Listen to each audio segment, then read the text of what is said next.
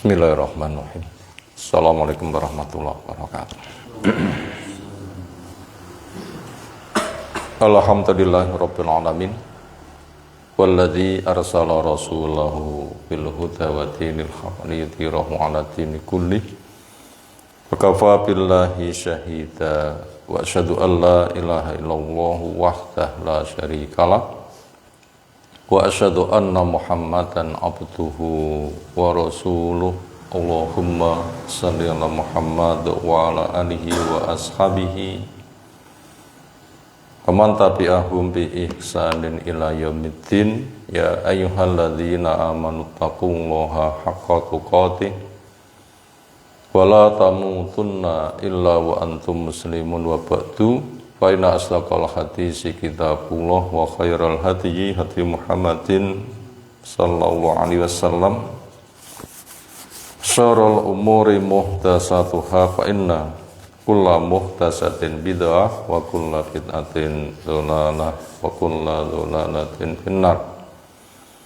Ayo ikhwah karamana subhanahu wa ta'ala, seolah kita masuk hadis yang ke-130 dari 1000 hadis hafalan. Temanya, andai manusia melihat apa yang dilihat oleh Nabi SAW bersama dampaknya. Hadis itu ialah an Abi Hurairah Abdurrahman bin Sakhar ad-Dawsi radhiyallahu anhu anna Rasulullah sallallahu alaihi wasallam yaqul law ra'aitum ma ra'aitu la dhahiktum katsiran la dhahiktum qalilan wa la bakaitum katsiran. Rawahul Bukhari. Andaikan kalian melihat apa yang saya lihat, niscaya kalian akan sedikit tertawa dan akan banyak menangis. Meriwayatkannya Imam Bukhari, semoga Allah Ta'ala merahmatinya. Apa saja pelajaran yang bisa kita ambil dari hadis di atas? Pertama, Nabi Muhammad SAW memiliki kekhususan yang itu tidak berlaku selain beliau. Di antara kekhususan yang ada pada Nabi, pertama, karena memang Nabi dapat wahyu, karena memang Rasul punya tugas menyampaikan taujih, arahan, bimbingan kepada masyarakat. Yang Nabi SAW tidak pernah bicara dari hawa nafsu, semuanya itu adalah wahyu. Mendapatkan kemaksuman, keterjagaan. Ada masalah, turun solusi. Ada kasus, diberikan jalan keluar. Termasuk kekhususannya, selain menjadi Nabi, menjadi Rasul, berkaitan masalah urusan kewenangan. Di dalam pernikahan boleh lebih daripada 4 dengan segala hikmahnya sebagai pendukung perjuangan dakwahnya. Di antara hikmahnya termasuk kekhususannya dimi'rajkan, diangkat naik, nembus langit 1, ketemu dengan siapa, tembus langit 2, ketemu dengan Nabi siapa, dan seterusnya sampai ke Sidratul Muntaha, pohon sidroh yang gedene pol. Di situ sebagai tempat penghabisan makhluk naik, yang dari atas ada instruksi Allah turunkan di situ, termasuk untuk sholat 5 waktu. Itu termasuk kekhususan Nabi. Termasuk diantara kekhususan Nabi lagi adalah diperlihatkan sesuatu yang orang-orang tidak melihat. Apa itu? Termasuk yang disampaikan ketika menyampaikan khutbah di hari raya. Saya ngintip ke surga. Kebanyakan penduduknya miskin dari muhajir atau bahasa yang semisal. Saya ngintip ke neraka. Ternyata kebanyakan penduduknya adalah perempuan. Ada yang nanya, kenapa? Apakah kami kufur kepada Allah? Jawabnya tidak, tapi kufur kepada kebaikan. Yang kadang-kadang pemikirannya adalah apa yang sedang terjadi tidak nimbang kepada apa yang lain. Makanya mereka diberikan solusi untuk memperbanyak sedekah. Itu diantara kekhususan yang diberikan pada Nabi Shallallahu Alaihi Wasallam. Lalu yang kedua,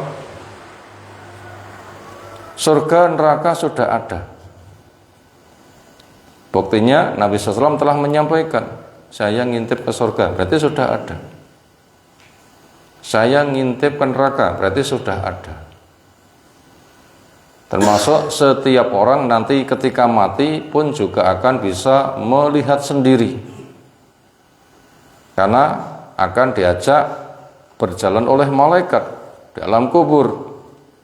Untuk kafir ditunjukkan surga, bila kamu beriman tempatmu di situ. Tapi karena tidak, hanya ditutup, lalu dibukalah neraka. Itulah tempat tinggalmu karena kekafiranmu. Na'udzubillah min dzalik. Kemudian yang kedua, surga neraka itu sudah ada. Dan Nabi SAW ditampakkan ketika berada di dunia sebelum meninggal. Dan untuk setiap orang akan ditampakkan ketika dia masuk ke alam kubur.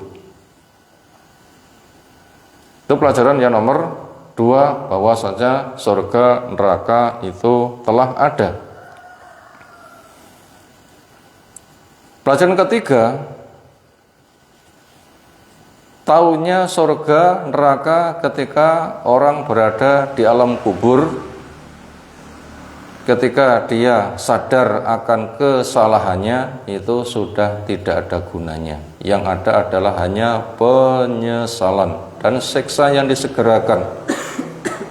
Karena alam kubur satu jurang dari jurang-jurang neraka. Sebelum kena neraka, dia sudah disegerakan. Siksa itu ada di alam kubur.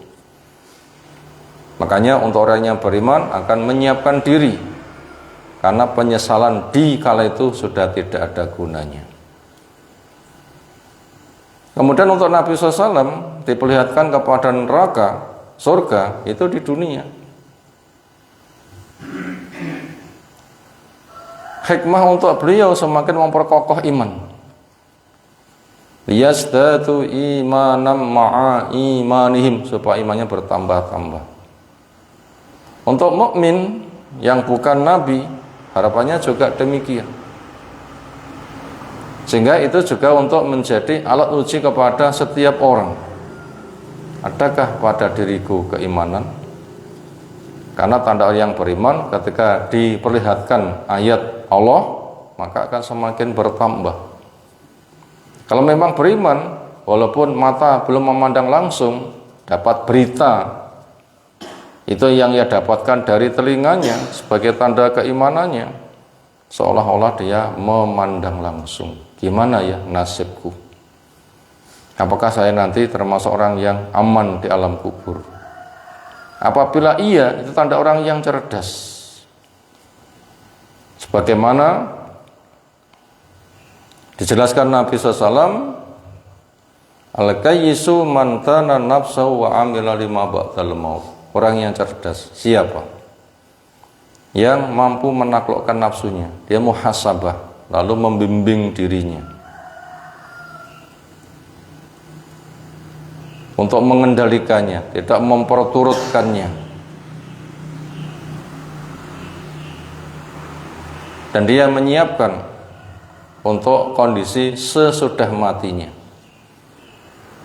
Apakah bisa selamat di alam kubur atau mendapatkan nikmat? Nah, di dunia itu sebagai tempat untuk menyiapkan buat semuanya. Lalu pelajaran berikutnya, di antara tanda orang yang beriman itu berpikirnya ke depan. Karena memang orang yang cerdas yang berpikir masa depan. Masa depan yang dimaksud bukan semata hari tua. Ketika muda dia menabung nanti biar hari tua tidak minta-minta, bila punya butuh, punya kecukupan. Gak semata itu, tapi itu sebagai satu bentuk alat penjajakan. Kalau di masa tua itu sudah banyak punya butuh, walaupun tidak seberapa, dan ketika butuh pribadi tidak mampu, lingkungan masih bisa membantu, itu saja sudah berat. Lalu bagaimana butuh yang lebih depan lagi, yang itu lebih berat, ketika butuh bantuan sudah tidak ada yang membantu. Kenapa? Masing-masing orang dalam kubur ngurus diri sendiri, masing-masing orang di padang mahsyar ngurus diri sendiri. Sehingga orang yang beriman nanti akan berusaha untuk mengokohkannya. Nah gitu, berpikirnya untuk masa depan. Dunia tempat untuk seperti itu. Sehingga dampaknya akan banyak berpikir, banyak merenung, banyak muhasabah, banyak mengoreksi diri. Apakah pembekalan itu sudah memadai? Maka bila orang itu bisa berpikir seperti itu, dia tidak main-main. Itulah yang ada pada pribadi Nabi Sallallahu Alaihi Wasallam. Banyak berpikir, banyak merenung.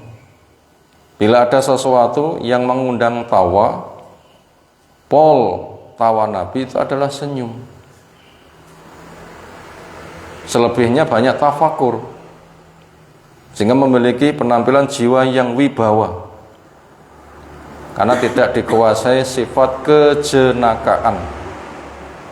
Kayak bocah cilik senang guyon, tapi berpikir, merenung, melangkah, nimbang, bersifat pasti. Maka apa yang disampaikan Nabi SAW itu sangat jelas. Andaikan kalian melihat apa yang saya lihat, niscaya kalian akan sedikit tawa dan akan banyak nangis. Dan mestinya kita pun juga kesana. Makanya kita jangan berpanjang-angan mengikuti hawa nafsu, karena kita akan menghadapi prahara besar. Apa? Kematian. Makanya diperintahkan aktsiru dzikra hadimil lazat, perbanyak olehmu perkara yang bisa melenyapkan kelezatan. Apa itu? Kematian. Sehingga semua langkah nanti akan ditimbang apa maslahatnya. Gitulah petunjuk sangat jelas buat kita semuanya dari apa yang kita kaji di garis di atas. Andaikan manusia melihat apa yang dilihat Nabi, yaitu tampakkan surga neraka, akan sedikit tawa dan akan banyak menangis. Ini membimbing kepada kita hidup itu penuh dengan makna, dan itu berbeda dengan orang kafir yang menjadikan puncak kehidupannya pola di dunia, sehingga mereka ketika senang akan tertawa-tawa, ketika susah itu banyak putus asa. Tentunya mukmin memiliki sifat yang berbeda dari sifatnya orang kafir. Walam suwab, walhamdulillahirabbil alamin. Subhanakallahumma bihamdika, asyhadu an la ilaha illa anta, astaghfiruka wa atubu ilaik. Assalamualaikum warahmatullahi wabarakatuh.